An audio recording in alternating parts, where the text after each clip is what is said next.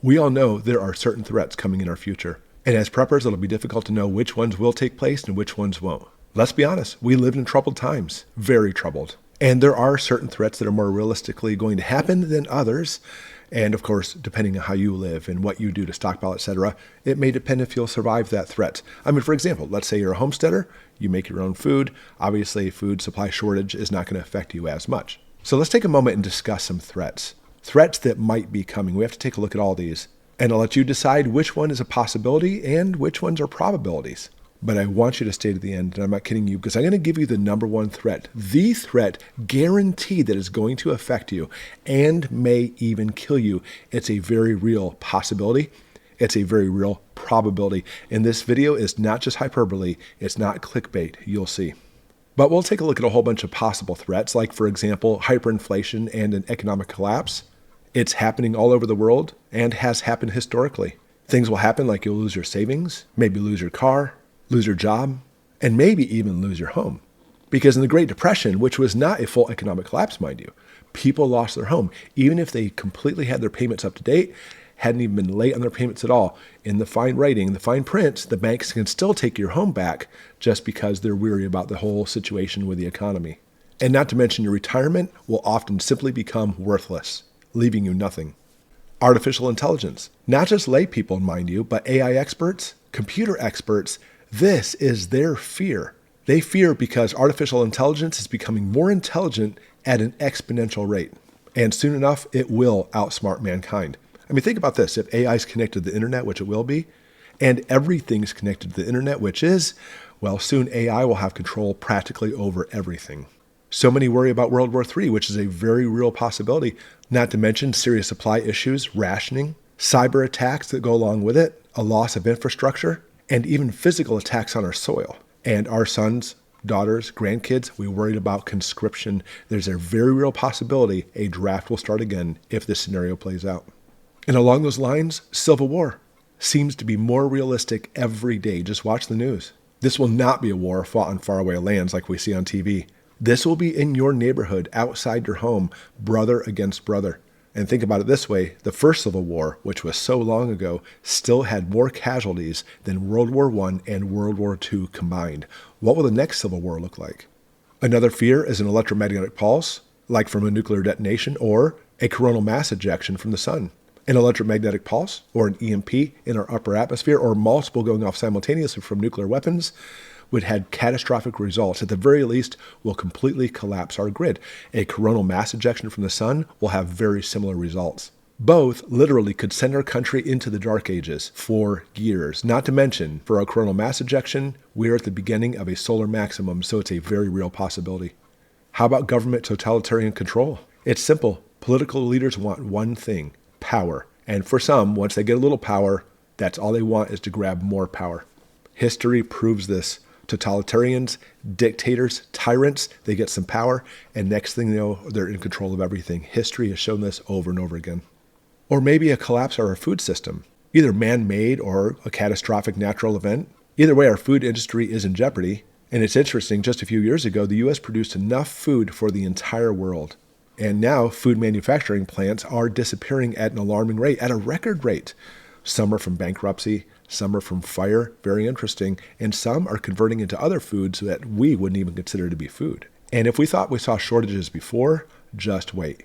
Along those same lines, we may see natural resource depletions, sends us into the land of Mad Max. And it's not just food, but everything to maintain life, to maintain our modern lives. Oil, gas, natural gas, they're all in the decline. Suddenly, there's not enough to go around. And electricity is another one too, by the way. We've always taken it for granted, but we see a situation now in which we don't have enough electricity, or very soon will not have enough to be able to go around for everyone. And then we have cyber attacks. Experts in this area believe this is the one that's going to be the downfall of modern civilization. They're already happening now, by the way, and we're stopping them, sometimes barely just in time. And if one should happen to get through, the results could be absolutely catastrophic. It could collapse our economy, our infrastructure, or even worse, our power grid. Okay, some very real possibilities. This next one I'm about to show you, I think probably most people think is the real one, the worst one. Oh no, but I have one far worse just after this. And the real bad one people usually think of is, of course, nuclear war. It seems to be closer than ever. It's in our news and our headlines. It is a possibility. And people often say, why would you even want to survive this? And that's a very valid point, by the way. But there's one more I need to show you that we need to talk about that is more realistic. In fact, it's so realistic that every one of the things we just talked about includes this final one that we must prepare for.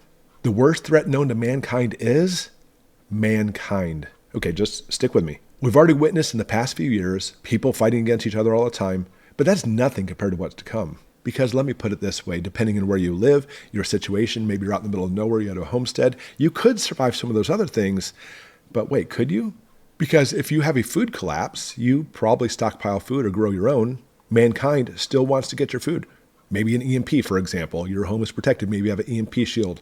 Mankind will break in and take your stuff. Hyperinflation. You have bartering supplies people don't have. And a nuclear war. You could have a bunker full of food and supplies and fresh water. But in every scenario we've talked about in this entire video, understand that you may be ready. In certain places around the world, you may be ready, you have your supplies ready to go.